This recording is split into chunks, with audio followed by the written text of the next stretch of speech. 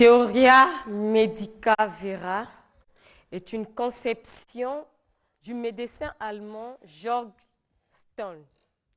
Conception, ou disons plutôt théorie, qu'il appelle animisme. Nous sommes là au XVIIIe siècle. Il tente en effet à expliquer que l'âme a une influence directe sur la santé. Un siècle après, c'est Edward Burnett Taylor qui, dans Culture primitive, paru en 1871, développe la théorie sur l'animisme. Dans les sociétés qu'il qualifiait alors de primitives, il explique que l'âme était distincte du corps, car lors des rêves, le dormeur semble atteindre un monde différent de celui où se trouve son corps. Depuis un moment, le docteur Ben Bosco Youssef, que nous recevons dans Studio 210, a lui aussi développé une théorie sur l'animisme. Au fil du temps, il a créé le nouvel ordre des animistes. Mais qu'est-ce à dire concrètement? Nous retenons de son argumentation un concept phare, la zombification. Aujourd'hui, l'heure est donc arrivée pour que lui-même, le docteur Ben Bosco Youssef et son disciple Jiferi Marj Ondanga, d'expliquer au peuple ce qui se cache derrière ce qu'ils ont dénommé animisme. Avec des concepts en majorité ambigus. Bonjour, docteur Ben. Bonjour, madame. Bonjour, Majiferi. Vous avez 10 minutes pour édifier le peuple, mais avant tout, je vous invite à suivre ce reportage sur les sirènes avec Maître Rosa et vous nous direz si c'est de l'animisme aussi.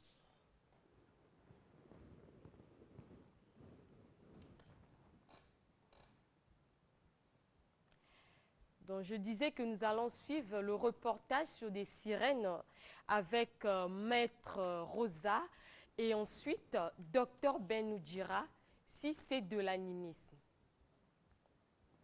Ok, Docteur Ben, dites-nous en 10 minutes, qu'est-ce qu'un animiste? Bon, merci beaucoup. Je remercie tout le public qui nous suit de partout le monde, ainsi que vous-même, sans pourtant oublier le directeur de Télé Congo. Alors, c'est un grand problème sur qu'est-ce que c'est que l'animisme. Vous savez, aujourd'hui, les gens définissent l'animisme sous les clichés vectoriels qui n'ont aucun sens avec l'animisme. Pourquoi? L'homme a deux systèmes de pensée. Il y a le système de pensée automatique, auquel beaucoup de gens font recours. Je m'explique sur le système de pensée automatique. Le système de pensée automatique influence le groupe. Mais puisque tout le monde dit que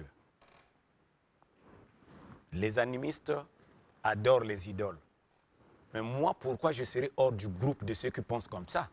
Moi aussi, du coup, je dois croire comme tout le monde, même si je n'ai pas vérifié sur qu'est-ce que c'est que l'animisme en profondeur. Ces systèmes de pensée automatique, vous allez les constater dans les religions. Puisqu'à l'église, on dit que votre grand-père qui mange la cola est sorcier. Mais pourquoi moi je vais souffrir? Automatiquement, moi aussi, je suis ce que les autres pensent à l'église, à ma place. Or, mais ce n'est pas ce qui s'est passé au niveau de nos ancêtres. Nos ancêtres n'ont pas fait recours à la pensée automatique. Suivez-le très bien. Ce n'est pas donné à n'importe qui de comprendre qu'est-ce que c'est que l'animisme. C'est vrai que vous avez expliqué les théories du XVIIIe siècle sous lesquelles l'âme influence la santé. Cela est encore bien peu de choses. Je vais vous apprendre ce matin que nos ancêtres sont allés plus loin que ça. Pourquoi? En mettant en avant la pensée créative et non la pensée automatique. Et tenez-le pour dit, la pensée automatique tue le génie qui est en vous. Or, nos ancêtres étant génies, se sont dit ceci. Dans tout ce qui existe, suivez très bien, dans tout ce qui existe, il y a une âme. Aucune personne n'a jamais réfléchi là-dessus. Mais qu'est-ce que ça veut dire? Regardez, ils ont affirmé une chose que jusqu'à aujourd'hui, les Africains en général et les Congolais en particulier n'ont jamais réfléchi. Si je posais cette question aux gens, qu'est-ce que ça veut dire? Dans tout ce qui existe, il y a une âme. Vous allez voir du coup, la pensée automatique va s'effacer. Aucun imam, aucun pasteur, permettez-le, je ne suis pas venu ici pour citer, n'ont jamais répondu à cette question. On juge l'animisme sur les épiphénomènes d'apparat, c'est-à-dire, c'est justement parce que vous avez vu quelqu'un s'habiller comme le mage en rouge, c'est qu'il est diabolique. Mais c'est parce que j'ai vu une personne avec un balai, mais c'est qu'il est sorcier. On appelle ça les épiphénomènes d'apparat. C'est parce que de façon apparat, vous avez vu un militaire, vous avez vu un monsieur en tenue militaire, mais il est militaire. Vous avez vu une personne avec une arme, il est militaire forcément? Non. Arrêtons les pensées automatiques. Alors, adoptons cette fois-ci la pensée créative. Revenons sur nos ancêtres. Dans tout ce qui existe, il y a une âme. Alors, nous, modernement, mais nous, on ne va pas laisser le travail de nos ancêtres comme ça. Nous sommes revenus, nous avons fait recours à cette affirmation qui est à caractère intellectuel très approfondi. Mais nous avons dit ceci, comme archéologues, comme savants. Alors, mais qu'est-ce que nos ancêtres voulaient dire par là? Voilà, nous avons commencé par un questionnement. Pour cela, nous avons posé une hypothèse. Mais s'ils ont dit dans tout ce qui existe, il y a une âme, alors celui qui a créé toute chose doit aussi avoir une âme. Écoutez très bien. Si dans tout ce qui existe, il y a une âme, alors celui qui a créé toute chose doit lui aussi avoir une âme. Est-ce que nos ancêtres avaient tort? C'est ce que nous allons vérifier. Nous prenons le livre de Lévitique, chapitre 26, verset 11. Est-ce que Dieu a une âme? Ça, les gens n'ont jamais fait cet exercice. Pour comprendre l'animisme part d'où? L'animisme part d'une affirmation. Ils ont dit seulement dans tout ce qui existe, il a une âme. Je vous l'apprends ce matin. Aucune religion, aucune doctrine de salut n'a commencé à expliquer les problèmes de l'homme sur cette terre par affirmation. Ça n'existe pas. Je reprends. Aucune doctrine, aucun promoteur de religion sur cette terre n'a démarré une doctrine de Dieu par une affirmation. Ça n'a jamais existé. Si vous avez les preuves contraires, donnez-nous-les. Mais nos ancêtres, pour expliquer la notion de la création, ont commencé directement dans tout ce qui existe, il y a une âme. Alors par là, mais si dans tout ce qui existe, il a une âme, alors celui qui fait exister toute chose, a-t-il une âme?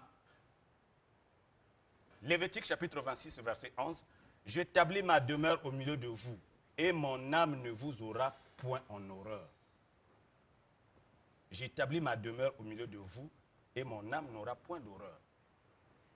Alors c'est ainsi que nous comprenons que Dieu a une âme. Donc nos ancêtres n'ont pas menti. Ils ont dit dans tout ce qui existe, il y a une âme. C'est que dans Dieu, il y a l'âme. Mais si dans Dieu, il y a l'âme, alors quel est le profit que nos ancêtres ont dû tirer? Ils ont démontré ceci. Donc, si celui qui nous a créés a une âme, nous pouvons aussi, étant détenteurs des âmes, créer aussi. Autrement dit, transformer notre société. C'est ainsi que l'animisme est une doctrine qui permet aux hommes d'être leur propre coach, d'être capable de transformer le monde tel que Dieu l'a fait. Autrement dit, d'apporter un salut sur cette terre. Nous allons donner 3 minutes à Giffery à répondre à cette question. Pour Giffery, je sais que vous êtes disciple du Dr Ben. Qu'est-ce qu'un animiste? En 3 minutes. Bien.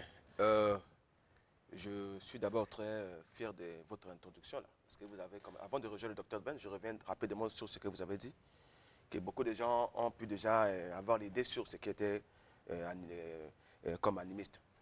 Bon, Vous savez, nous avons vu, avant de créer ce que nous avons créé ici, on a d'abord étudié, on a vu comment font les chrétiens, hein, comment font les musulmans et autres. Parce que les chrétiens ne devaient pas seulement être là à prier, mais ils ont quand même un support, c'est-à-dire un livre auquel ils utilisent pour mettre leur foi vers un Dieu qui est connu aujourd'hui partout dans le monde.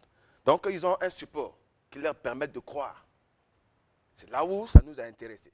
On a dit, oui, nous avons le morceau de bois ou comment tel que disent les gens. Bon, mais c'est ça. Mais eux, ils ont un support également qui est un document. À ce moment-là, nous sommes tous sur le même pied d'égalité. Il fallait revenir pour dire, oui, l'animisme est une doctrine de salut terrestre. D'abord terrestre. Qui fait de l'âme, tel que vous avez dit, un sujet divin. C'est-à-dire, dans tout ce qui existe, nous trouvons une énergie qui peut nous emmener quelque part pour trouver une solution. Donc, rapidement, pour vous rejoindre rapidement le doc. Donc, un animiste, c'est une personne qui, à travers les 3 règnes que nous connaissons tous, règne animal, végétal et autres, est capable d'utiliser les 6 sens, parce qu'il n'y en a pas 5, il n'y en a pas que 5, il y en a jusqu'à 6. Les 6 sens pour accéder à ce salut-là. Donc c'est à travers les 6 sens que nous utilisons pour aller dans les 3 règnes qui sont cités, trouver un résultat voulu. C'est ce qui est aujourd'hui l'animisme. Ce n'est pas une religion africaine, telle que les gens disent. Ce n'est pas une religion africaine auquel, bon, mais les Africains doivent tourner tout autour du feu. Ce n'est pas une religion, mais c'est quoi alors? Voilà, je vous dis, c'est une doctrine philosophique. La religion ici, bon, regardez, la différence c'est laquelle? Bon, je vais vous dévancer rapidement. La différence entre la religion et l'animisme. La religion utilise la foi, vous voyez, pour souhaiter des faveurs à un être sélectionné, un être supérieur sélectionné, qui est Dieu, entre parenthèses. Donc, ça veut dire qu'il utilise la foi, vous voyez, pour souhaiter les faveurs à un Dieu qu'eux-mêmes ils ont sélectionné. Or, l'animisme est une doctrine de salut terrestre, c'est-à-dire qu'ils n'utilisent pas la foi pour sélectionner un Dieu, mais ils utilisent ce qu'on appelle un désir. Voilà. Ils sont dans un désir. Donc, c'est-à-dire que quand j'ai besoin de quelque chose, au lieu de mettre la foi sur quelque chose qui est inconnu, je prends mon truc à moi qui est là. Bon, si c'est un morceau de bois, si c'est n'importe quoi, que j'ai mis mes forces à l'intérieur. Je mets ça sur moi, j'utilise un désir, je veux avoir ceci, cela, et je l'ai. Je n'ai pas d'ego. Celui qui a l'ego, c'est celui qui a des pensées, qui pense chaque jour, il n'a pas de solution. Voilà un peu. Voilà, l'élément est prêt. Suivons ce reportage sur les sirènes avant que le peuple pose des questions. Les sirènes, qui sont-elles?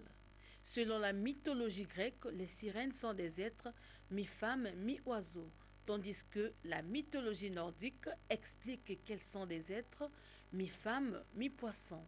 D'autres récits également nous racontent qu'elles auraient été des simples et belles jeunes filles qui ont refusé les avances des dieux.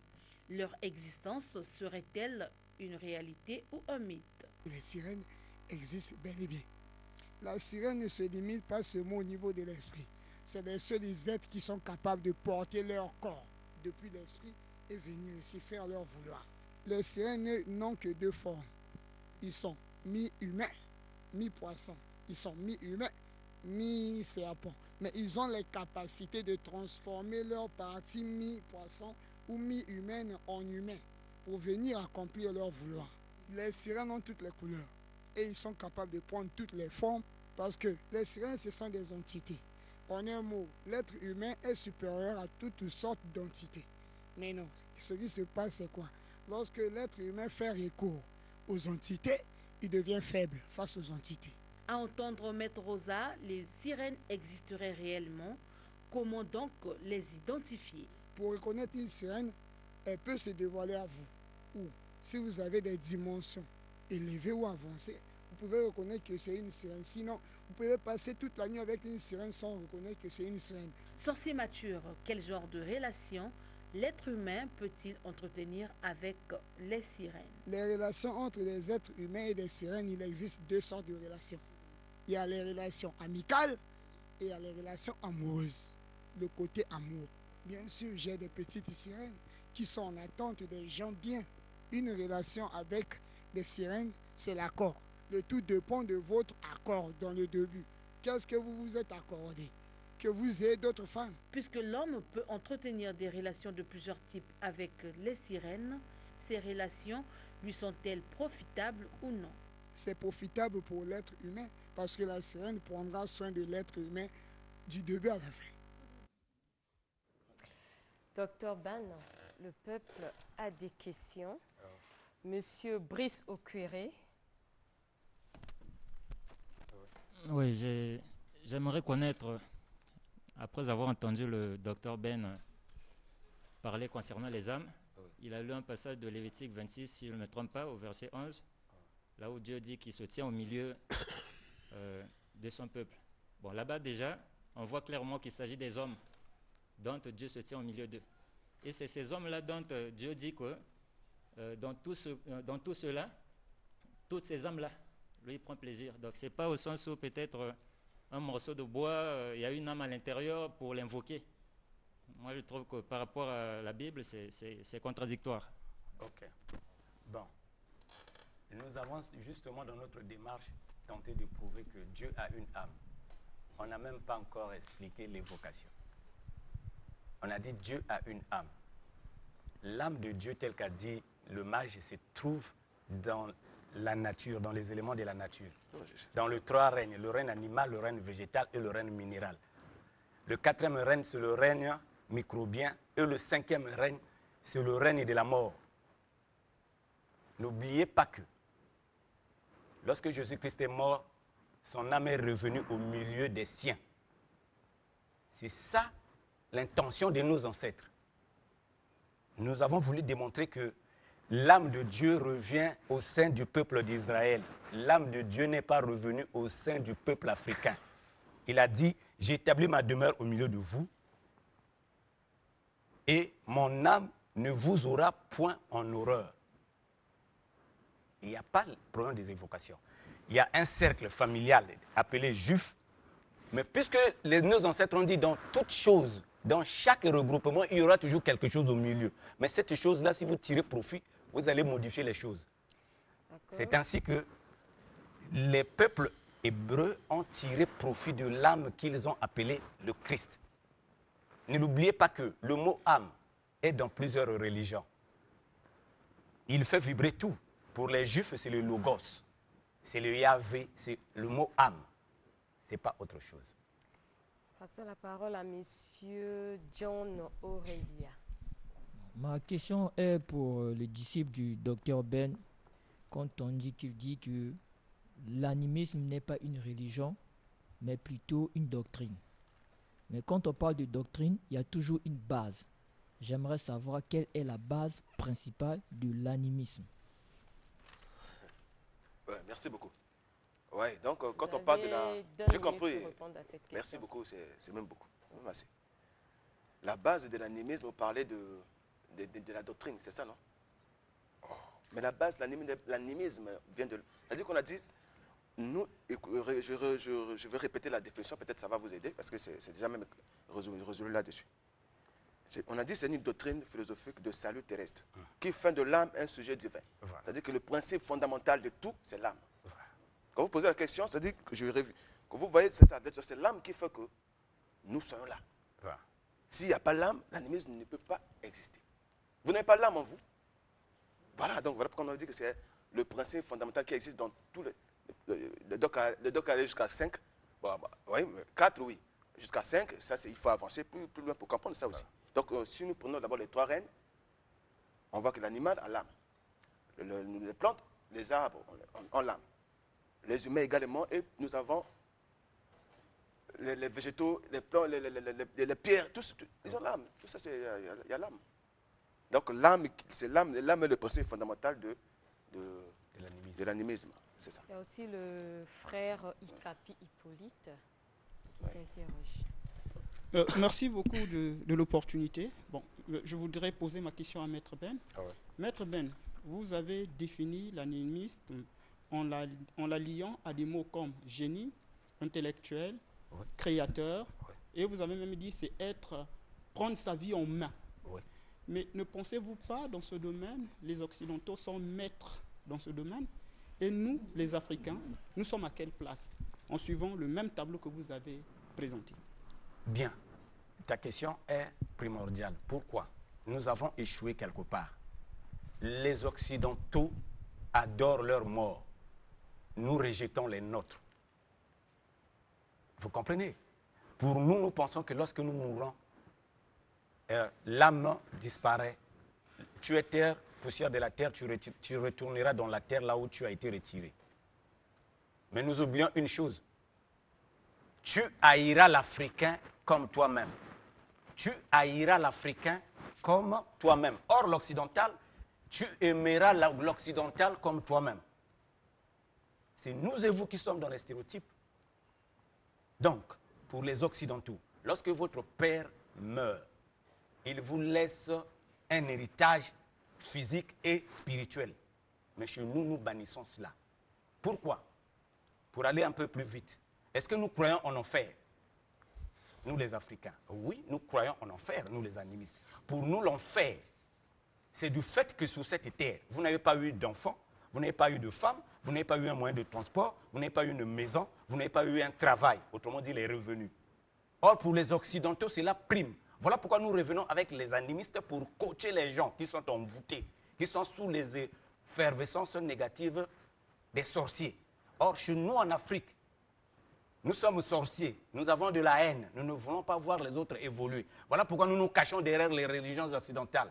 Nous avons l'impression, je termine par là, que soutirer une essence dans un arbre pour résoudre un problème selon lequel votre femme ne met pas au monde, vous fera l'objet des moqueries. Or, chez les Blancs, ce n'est pas ça, parce qu'ils ont transformé cela dans une pharmacopée déterminée.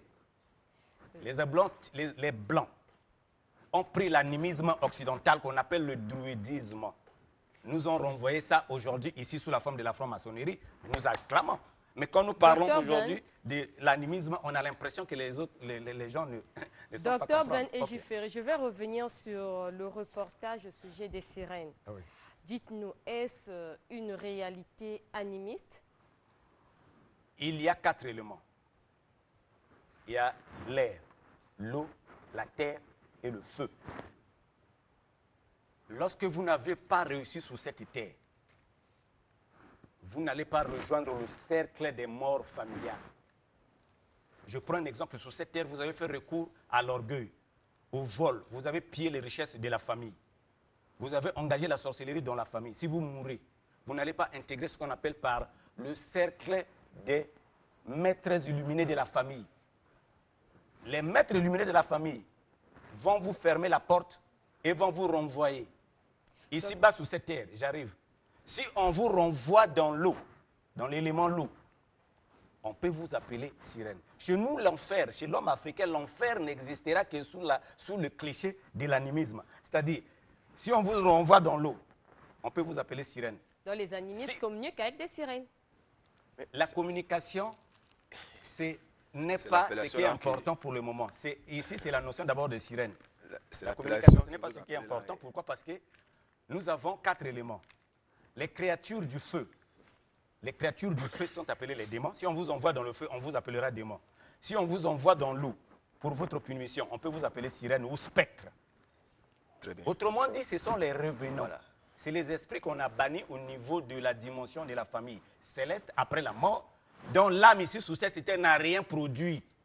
Si votre âme ne produit rien sur cette terre, dans votre propre famille, vous n'avez pas eu le travail, vous n'avez pas fait d'enfant, qui devrait prolonger l'âme. Les bienfaits de l'âme sur cette terre, si vous mourrez, vous allez revenir dans les 4 éléments.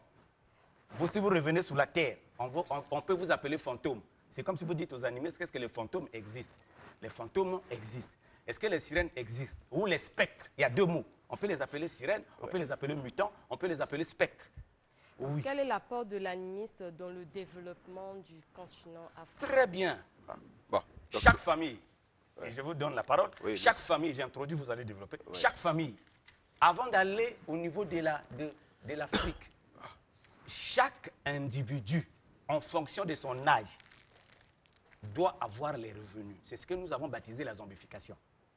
Imaginez-vous que vous, dans votre propre famille, vous n'apportez rien. Vous n'avez ni des revenus. Vous n'aviez... Parce que quand nos ancêtres grandissaient, ils apprenaient aux gens la chasse. La chasse, etc., la pêche et l'agriculture. Mais comment voulez-vous qu'aujourd'hui les gens soient pareils? On vous dit que dors sur ton lit, Dieu te donnera tout. Demande à Dieu, on te donnera. L'Éternel est mon berger, je ne manquerai de rien. Maintenant, on n'a pas payé les gens, tu n'as pas le salaire. Donc ça veut dire que tu manques ton salaire encore maintenant là. Tu n'as pas de voiture, tu en manques. Il y a beaucoup de choses qui manquent aux gens dont les simples paroles viennent pour nous faire perdre la tête. C'est la Donc, distraction. avant d'aller au niveau de l'Afrique, nous avons commencé d'abord par la famille. Vous devrez être l'âme de la famille qui doit élever la famille. Nous vous réveillons en disant ceci. Si vous n'avez pas une femme, que vous n'avez marié, si vous n'avez pas d'enfant, vous n'avez pas les revenus, vous n'avez pas un moyen de transport, c'est-à-dire l'âne ou la voiture. Mais en homme, qu'est-ce que l'animisme a apporté? L'animisme apporte deux réponses. Lesquelles? La réponse durable et la réponse efficace. Les réponses économiques et les réponses gestionnaires. Comment les gens doivent gérer les finances, comment les gens doivent gérer leurs revenus. C'est ce que nos parents ont voulu dire. Madame, votre question elle n'est pas forcément bien fondée parce que vous parlez plus de l'Afrique. Ici, là, nous sommes venus parler de l'animisme, nous ne sommes pas venus parler de l'Afrique. Vous pensez que si un Africain évolue, et donc c'est la solution. La charité bien ordonnée commence par Je reviens. L'animisme n'est pas une religion africaine. Je dis, ce n'est pas une doctrine africaine, c'est une doctrine universelle. Les scientifiques aujourd'hui ont rendu ce monde-là beau comment? Parce que nous avons dit que c'est dans les trois règnes qu'il faut aller chercher à être inspiré pour trouver un résultat qui va vous emmener quelque part. On vous a donné même les bases. Utilisez les sens, vous allez comprendre cela. Si les scientifiques aujourd'hui ont eu affaire à avoir les avancées technologiques, des sciences appliquées et autres intelligences aujourd'hui, que nous aussi, tels que nous sommes là, ce sont des théories que vous avez ramassées sur Google. Moi, je vous demande de m'expliquer. Je vous explique. C'est vous qui ne me comprenez pas. Suivez-moi très bien, je dis ceci. Les avancées technologiques que les scientifiques ont apportées aujourd'hui, d'où est-ce qu'ils ont tiré ça? C'est ça. Je vous emmène là-dessus, c'est vous qui ne me comprenez pas. J'ai vu répondu que si le monde est devenu beau aujourd'hui, grâce aux scientifiques, c'est parce qu'ils ont tiré ces éléments dans l'animisme qui est la nature. Donc aujourd'hui, si nous sommes là avec vous, c'est parce qu'il y a eu l'animisme avec tout ce que nous faisons là. Donc nous, de notre côté, en tant que mystique, c'est là où ça peut m'intéresser maintenant. Vous voyez, nous avons des pratiques que nous utilisons. Les pratiques que nous utilisons maintenant pour contrôler, je dis bien pour contrôler nos esprits, nos propres esprits, ainsi que nos milieux. C'est-à-dire que je contrôle mon esprit et le milieu que je suis placé. Qu'est-ce que vous entendez par contrôler l'esprit et le milieu? Vous êtes intellectuel, vous avez étudié, vous avez une licence. Aujourd'hui, mais votre licence, on vous laisse ça, vous allez dans vous trouvez un travail qui ne cadre pas avec votre capacité intellectuelle. Voilà. À ce moment-là, les docs vous expliquent ceci, que à votre mort, vous n'avez pas apporté les avantages que vous avez. Les parents vous ont soutenu pour que vous ayez ces diplômes-là. Vous avez négligé, vous avez dit non, ce n'est pas important. Vous êtes allé jouer, on chante là-bas, bon, et vous avez laissé la licence pourrir. Voilà. À ce moment, quand vous mourrez, les juges de la famille, tel que le cercle là, que nous appelons les esprits de famille, qui sont les génies de la famille, vont vous juger. Le jugement, ce n'est pas tel que les gens disent purgatoire ou quoi, tel que les gens vous racontent l'histoire des chrétiens. Nous ne sommes pas là-bas. La famille vous juge, les esprits de famille vous jugent. Après que vous soyez jugé, on vous dit, monsieur, vous n'avez pas pu être capable de gérer la famille. Vous retournez soit sous forme de spectre, tel qu'a dit le docteur Ben, les sirènes ou quoi là-bas, et vous êtes démon ou fantôme. À ce moment, vous allez venir tourmenter les gens parce que vous n'avez pas pu trouver votre place là où elle est sainte. Voilà, même pour vous compléter. Je ne sais pas si vous voulez que nous, on puisse faire quoi encore. C'est-à-dire, ce que le maître a dit est très profond. Aujourd'hui, pourquoi il y a la sorcellerie? Vous avez dit qu'est-ce que l'animisme apporte? L'animisme aujourd'hui apporte ce coaching, ce management. Vous avez étudié, vous avez la licence. Mais les gens ont laissé leur diplôme pourrir. L'animisme aujourd'hui vient apporter une énergie supplémentaire, une âme dans les gens qui sont envoûtés. Vous avez dit que vous coachiez des gens envoûtés. Comment cela se passe? Ok. Le maître a dit ici, imaginez-vous quelqu'un qui a la licence. Voilà. La personne ne se rend pas compte, dit que moi j'attends Dieu. Mais tes ancêtres t'ont laissé, ils étaient des bons commerçants. Vous avez la licence, par exemple, en comptabilité. Vous attendez que Dieu va vous le faire? Non. Nous, les animistes, nous disons que si nos parents disent que dans tout ce qui existe a une âme, cela suppose que dans votre licence, il y a un capital à l'intérieur. Dans votre beauté, il y a un capital à l'intérieur, il y a une âme à l'intérieur qui peut vous permettre de transformer la famille avant de transformer l'Afrique. C'est ainsi que le maître a dit que les scientifiques aujourd'hui se sont servis de l'animisme pour développer. Or, nous avons négligé l'animisme. Voilà pourquoi nous disons aux gens, revenons afin que nous créions les écoles. Nous allons créer les écoles si on aura des subventions. Nous allons créer aussi les hôpitaux si on aura des subventions, afin que les professeurs qui vont enseigner là-dedans soient des professeurs éveillés. S'ils n'ont pas la doctrine, comment est-ce qu'ils vont s'en sortir? D'accord. Docteur Ben Gifferi, vous avez une minute pour... Bien. Je pense que c'est moi et il pourra conclure dans ma modestie. Une minute. Oui. Nous avons ici le spiritisme. Les animistes ne sont pas spirites. Pourquoi? Parce que le spiritisme est une doctrine qui est là. Hein? Le spiritisme se réclame du christianisme. Or, nous ne sommes pas les chrétiens. Non. Et le spiritisme, les spirites croient à la réincarnation. Nous ne croyons pas à ces choses. Nous ne croyons pas à la réincarnation. Donc, il y a une différence entre le spiritisme ici et l'animisme. Donc, qu'est-ce que nous allons conclure en une minute? Nous disons aux gens ceci. Terminez la peur. La télévision, c'est le temps. Nous avons les documents que nous avons écrits sur l'animisme de façon approfondie. Approchez-vous de nous. Vous qui avez des situations chez vous à la maison. Vous dont les parents, par exemple, furent des grands commerçants. Un père ministre. Si Dieu a l'âme, moi j'ai l'âme, je dois créer. Mon père fut ministre, moi je dois être ministre. Ainsi de suite. Si mon père était commerçant, je serais commerçant. Il y a des exemples ici. Donc, nous disons aux gens aujourd'hui de revenir nous contacter et nous allons discuter avec ces personnes de l'animisme de façon approfondie. Ok. Donc, merci beaucoup. Je conclue rapidement pour dire que vous, quand vous voyez quelqu'un arriver juste avec les 5 ou 6 sens, aller dans les rênes pour comprendre que oui, il y a une force ici, je dois soutirer quelque chose pour faire face à une situation donnée. Ce n'est pas n'importe qui, ce n'est pas la petite spiritualité. Ouais. Ça, c'est déjà un premier point, parce que nous avons créé 5 formes d'initiation qu'il faut emmener les gens. Ah ouais. Hein, donc, ces formes d'initiation vont permettre à ce que ceux qui viennent comprennent qu'ils soient quand même avancés, puisque nous avons l'initiation sur, je ne sais pas si c'était juste la grande ligne, l'initiation sur l'émanation. Bon, mais il n'y a pas le temps de vous expliquer. Et nous avons l'initiation sur la création, il y a l'initiation sur la formation, l'éthique ou la fabrication, puisque ça c'est la 4e initiation. La 5e initiation, c'est la déciliation. Là où on va vous ouvrir les yeux, parce que l'homme n'a pas que 2 yeux, l'homme en a jusqu'à 4. Donc, il faut venir pour apprendre. Au lieu de venir nous surcharger, moi j'ai un souci, le mari a fui, non. On n'a plus besoin de ça. Vous devez venir apprendre pour chercher à contrôler et maîtriser votre foyer et surtout votre milieu, tel que j'avais dit. Merci pour toutes ces précisions sur l'animisme. Docteur Ben Youssef, pouvez nous rappeler le siège du nouvel ordre animiste? Oui. Actuellement, nous sommes au 14 de la rue Pierre Nzoko. C'est là où nous recevons tous ceux qui ont des problèmes liés à leur famille, à leurs ancêtres. Ceux qui ont des problèmes liés à l'église vont à l'église, mais ceux qui ont des problèmes de famille, d'héritage, des maladies chroniques, des difficultés, qu'ils supposent que, parce qu'à l'église on dit que c'est votre tante, aucun démon interrogé à l'église a dit c'est le pape qui m'envoûte. Non, c'est ma tante qui m'envoûte, c'est ceci. Nous sommes les Africains, nous croyons que le mal vient de la famille, il ne peut qu'être résolu dans la famille. Il revient du travail, il ne peut qu'être résolu au travail. Donc, nous sommes au 14 de la rue Pierre Nzoko et tout contact, nous sommes au 06 603 90 09, au 06 603 90 09 et au 05 349 68 22. 05 349 68 22. Nous venons à Pointe-Noire parce qu'il y a beaucoup de problèmes là-bas aussi avec les sirènes, la sorcellerie. Si tout va bien, nous serons à Pointe-Noire le 24 décembre.